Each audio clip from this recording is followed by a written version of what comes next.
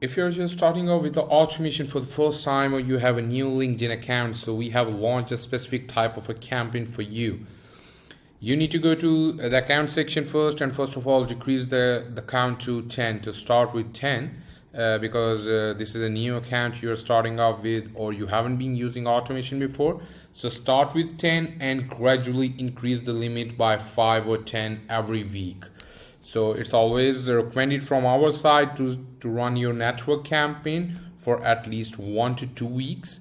So first of all, you need to set the limits. Once you're done with that, go to the new campaign, hit the network campaign button, then select your LinkedIn account, and then select your time zone, target time zone when you want it to work. Probably set your own time, select your own time zone, and give it a name. Let's say my network campaign, and then you just need to hit the save and start button, select the days, hit the save and start button, and the campaign will start. What's the difference and how it works is that if you go to LinkedIn, so you would see that there is a my network tab on the top. So if I go to my network tab on the top, then I would be able to see a lot of people down there, or profiles down there, who are recommended by LinkedIn based on my existing connection, based on my experience, based on my education.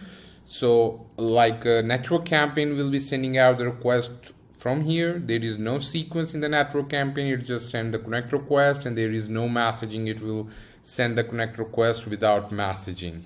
That's how you can warm up your accounts. So again, it is recommended to keep running the campaign for 1 to 2 weeks, and after that you can start either the flow campaign or the sequence campaign, which would be your targeted audience campaign.